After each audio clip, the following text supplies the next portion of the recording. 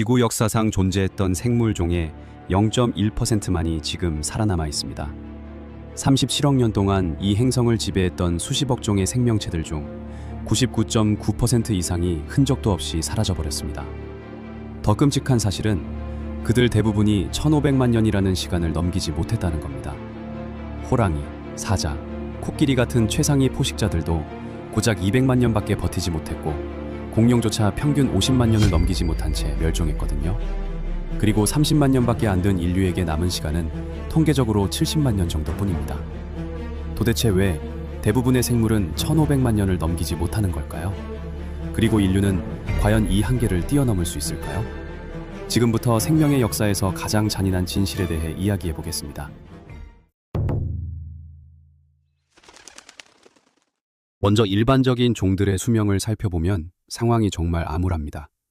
연구자들이 화석으로 발견된 거의 모든 동물 집단을 분석한 결과 단 하나도 평균 종 수명이 1500만 년 이상인 경우가 없었거든요. 심지어 그 절반에도 미치지 못했습니다. 특히 포유류의 경우는 더욱 절망적인 수치를 보여주는데 평균적으로 고작 100만 년밖에 생존하지 못한다는 예측이 나왔습니다. 만약 이 법칙이 호모사피엔스인 우리에게도 적용된다면 인류에게 남은 시간은 겨우 70만 년 정도밖에 되지 않는 겁니다. 이 숫자도 짧게 느껴지시나요? 그런데 화석으로만 알려진 종들과 비교하면 우리는 그나마 나은 편입니다.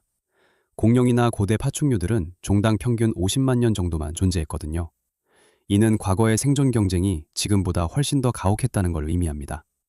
실제로 현존하는 생물들을 봐도 이런 현실이 명확하게 드러납니다. 현재 가장 오래된 단일종으로 꼽히는 것이 트리옵스 칸크리포르미스라는 생물인데 이것도 3천만 년이 채 되지 않았거든요. 수백만 종이 존재하는 지구에서 이 정도 나이를 가진 종조차 극소수라는 게 얼마나 생존이 어려운지를 보여주죠. 이쯤에서 궁금증이 생기실 텐데요. 수억 년 전 모습 그대로 살아있다는 트고개나 실러캔스 같은 살아있는 화석은 어떻게 된 걸까요? 사실 이들은 엄밀히 말하면 단일종이 아니라 속이나 과단위의 큰 집단이 오래 지속된 경우거든요. 그 안에서 개별종들은 계속 생겨나고 사라졌지만 큰 틀은 유지된 겁니다. 결국 핵심은 도대체 왜 거의 모든 생물종이 1500만 년을 넘기지 못하느냐는 겁니다. 대멸종은 약 1억 년마다 한 번씩만 일어나는데도 말이죠. 답은 간단합니다. 생존이라는 게 그만큼 끔찍하게 어렵기 때문이죠. 언제 어디서든 무슨 일이 일어날지 모르는 상황에서 종이 멸종하는 방법은 무수히 많고 이것들이 합쳐지면 대부분의 종이 1000만 년은커녕 1500만 년을 넘기는 건 거의 불가능에 가까워지거든요. 종이 멸종하는 방식은 무한하지만 역사적으로 대부분의 멸종은 몇 가지 주요 원인으로 추적할 수 있습니다. 놀랍게도 이 원인들이 전체 멸종 사례의 99%를 차지한다고 합니다. 첫 번째로 가장 불공평한 원인은 공멸종입니다. 모든 동물은 최소한 하나 이상의 다른 종에 의존하며 살아갑니다. 먹이로든 보호수단으로든 말이죠. 예를 들어 개미핥기는 개미가 없으면 살 수 없고 초식 공룡들은 육식 공룡 근처에 붙어 다니며 보호받곤 했습니다. 대부분의 경우 이런 관계가 치명적이진 않지만 어떤 종들에게는 생존의 전부가 되기도 하거든요. 기생생물처럼 숙조 없이는 살 수 없는 종들이나 심지어 일반적인 포식자와 피식자 관계에서도 이런 일이 벌어집니다. 대표적인 사례가 하스트 독수리입니다. 이 새는 주요 먹이였던 모아새가 멸종하자 적응에 실패해서 함께 사라져버렸죠. 이런 공멸종이 진행되는 속도는 경우마다 천차만별입니다. 어떤 경우는 몇 년 만에 멸종하지만 어떤 경우는 수천 년이 걸리기도 하거든요. 역사의 대부분 동안 이건 주요 문제가 아니었습니다. 하지만 인간이 등장하고 특정 동물들을 집중적으로 사냥하기 시작하면서 공멸종은 멸종의 주요 원인 중 하나가 되었죠. 현재 멸종 위기에 처한 동물의 최대 50%가 자신이 의존하던 다른 종의 멸종 때문에 위험에 빠진 상태라고 합니다. 더 끔찍한 건 연쇄 반응이 일어난다는 겁니다. A종이 사라지면 A에 의존하던 B종도 사라지고 B에 의존하던 C종도 따라 사라지면서 생태계 전체가 무너질 수 있거든요. 공멸종이 모든 종을 위협하는 건 아니지만 내부에서 오는 또 다른 재앙도 존재합니다. 바로 우리의 유전자죠. 유전자는 우리를 만드는 설계도이지만 동시에 언제든 우리를 배신할 수 있거든요. 마치 한 걸음씩 걸을 때마다 폭발할 확률이 조금씩 있는 게임 같은 겁니다. 유전자가 종을 해치는 방식은 여러 가지인데 핵심은 개체수가 충분히 많아야 한다는 겁니다. 작은 개체군에서는 유전자 풀이 제한되어 유전병 위험이 높아지고 적응 능력도 떨어지거든요. 여기에 유전자 침식이라는 현상까지 더해집니다. 이건 개체군에서 특정 유전자가 영구적으로 사라지는 걸 말합니다. 그 유전자가 생존에 도움을 줬을 수도 있죠. 이 모든 걸 고려하면 상황이 정말 암울해 보입니다. 심지어 종이 대재앙에서 살아남더라도 유전적 다양성의 급격한 감소로 인해 결국 멸망할 수 있거든요. 새로운 지역에 정착하려는 집단도 마찬가지입니다. 번식 가능한 개체군을 성공적으로 만들어도 충분한 유전적 다양성이 없으면 장기적으로 실패하게 되죠. 아이러니하게도 반대 상황도 똑같이 위험합니다. 종이 너무 번성해서 모든 조건이 완벽하면 굳이 이동할 필요가 없어집니다. 그러면 서식 범위가 좁아지고 개체군은 안정적이지만 제한적이 되거든요. 이렇게 되면 치명적인 돌연변이가 유전체에 들어왔을 때 큰 문제가 발생할 위험이 커집니다. 1500만 년이라는 시간 동안 위험한 돌연변이들이 나타날 가능성은 충분하고 개체군이 그걸 퍼뜨려서 약화시킬 만큼 크지 않다면 게임 오버인 겁니다. 이런 작은 개체군 문제는 근친 교배가 불가피해지면 더욱 악화됩니다. 가까운 친척끼리만 번식하게 되면 시간이 갈수록 나빠지는 악순환이 만들어지거든요.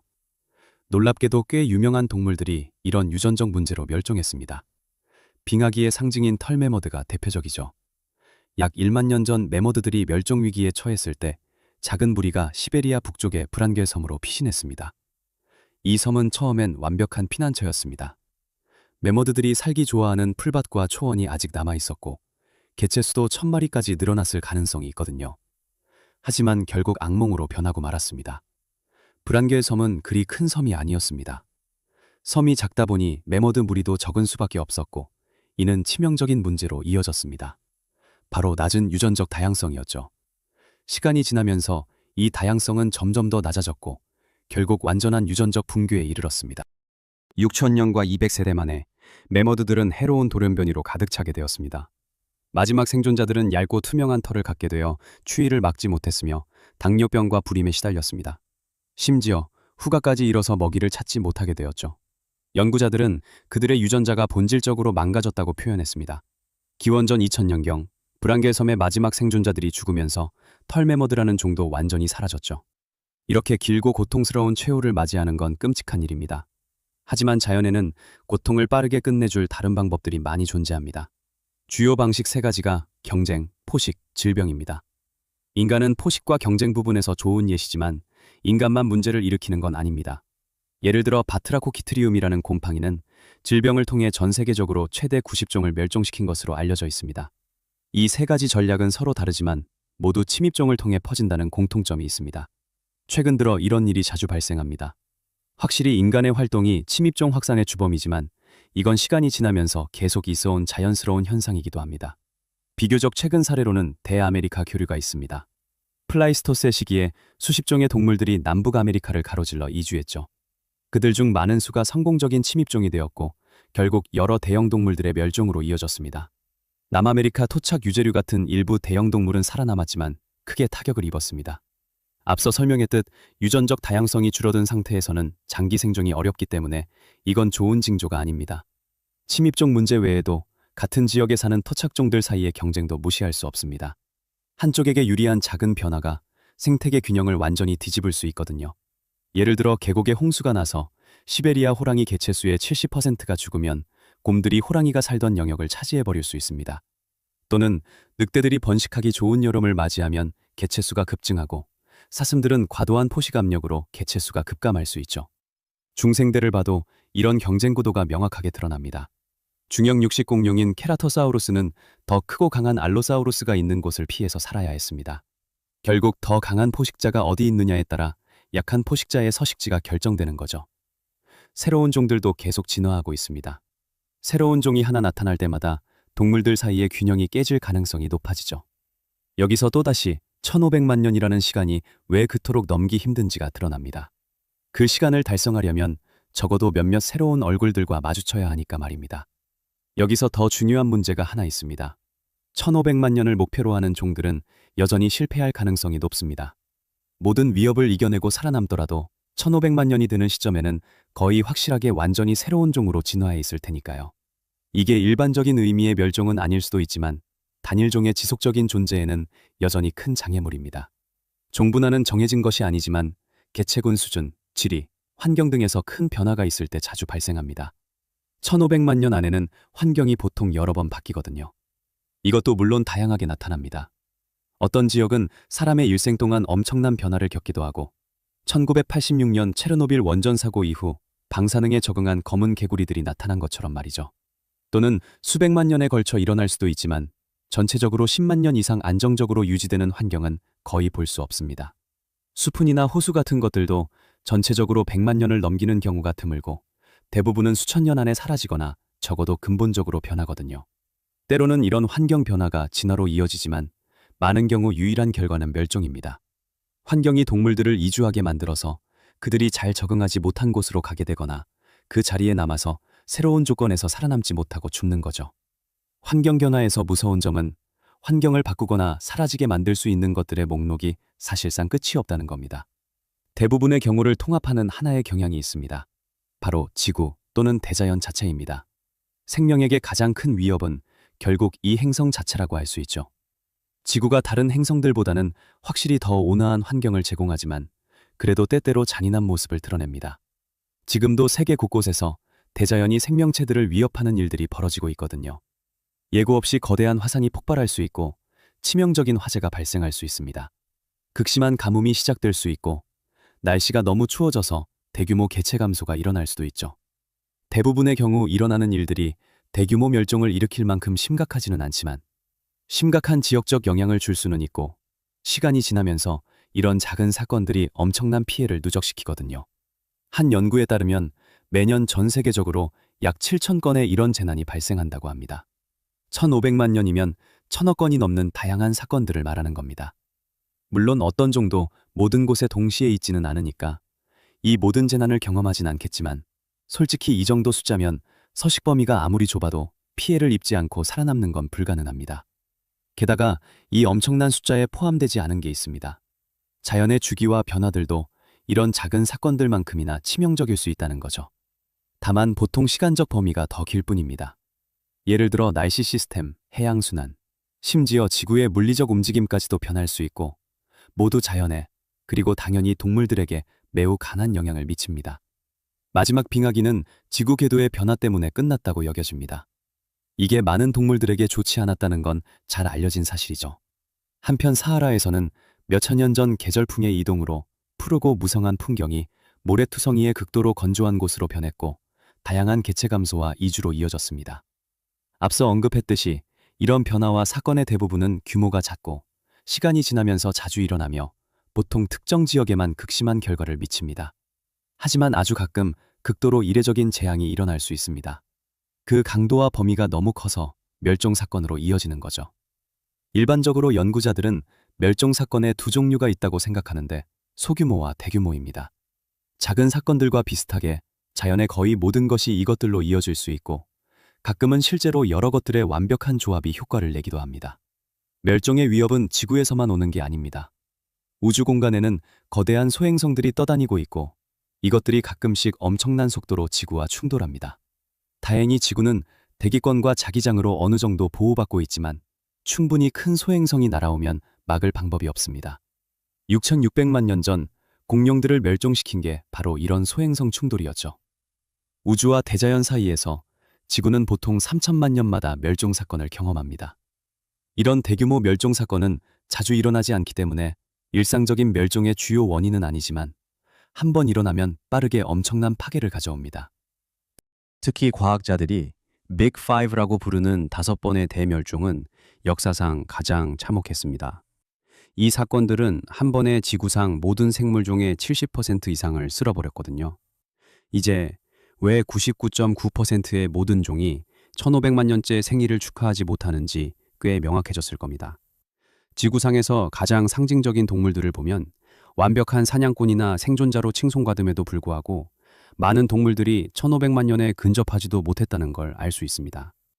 호랑이, 늑대, 사자, 대왕고래, 아프리카 코끼리 모두 200만 년 이내에 있고 티라노사우루스, 스피노사우루스, 스테고사우루스, 아르헨티노사우루스 같은 선사시대의 가장 전설적인 동물들도 성공하지 못했습니다. 북극곰 같은 경우는 10만 년도 안 되었고 우리 인류도 고작 30만 년밖에 안 되었죠. 하지만 현생 인류는 1500만 년까지는 아직 멀었지만 생존에 유리한 조건을 갖추고 있습니다. 연구자들이 멸종을 막는 가장 큰 방어책으로 꼽는 게 바로 광범위한 분포입니다. 여러 연구에 따르면 전 세계에 널리 퍼져 있는 종일수록 대멸종을 제외한 모든 형태의 멸종으로부터 크게 보호받는다고 하거든요. 다행히 그 대멸종은 대략 10억 년마다 10번 정도만 일어납니다. 인류는 또한 기술 덕분에 다양한 환경에 적응하고 큰 개체군을 유지할 수 있습니다. 이 두 가지 모두 장기 생존에 매우 중요한 요소죠. 하지만 아이러니하게도 인류는 생존에 도움이 되는 것들을 만드는 동시에 스스로를 위험에 빠뜨리는 것들도 만들어냈습니다. 과거에는 존재하지 않았던 새로운 멸종 위협들이 생겨난 겁니다. 예를 들어 핵무기는 하루 만에 문명을 쓸어버릴 수 있고 대규모 재래식 전쟁도 비슷한 결과를 낳을 수 있습니다. 그보다 더 은밀한 위협들도 있는데 오염, 기후변화, 서식지 손실, 그리고 유전자 구조 자체를 손상시키는 화학물질 노출 같은 것들입니다. 가축화처럼 무해해 보이는 것조차 문제가 될 수 있습니다. 가축화된 동물이 야생동물과 번식하면 유전적 오염이 발생합니다. 시간이 지나면서 야생동물의 고유한 유전자가 점점 희석되고 결국 더 이상 순수한 야생종으로 볼 수 없게 되는 거죠. 우리 행동으로 인한 균열은 이미 동물뿐만 아니라 우리 자신에게서도 나타나고 있습니다. 바로 올해 전 세계 기대 수명이 30년 만에 처음으로 감소했고 그 감소의 상당 부분이 인간이 만든 문제들 때문이라고 합니다. 그렇다면 인류는 1500만 년을 달성할 수 있을까요?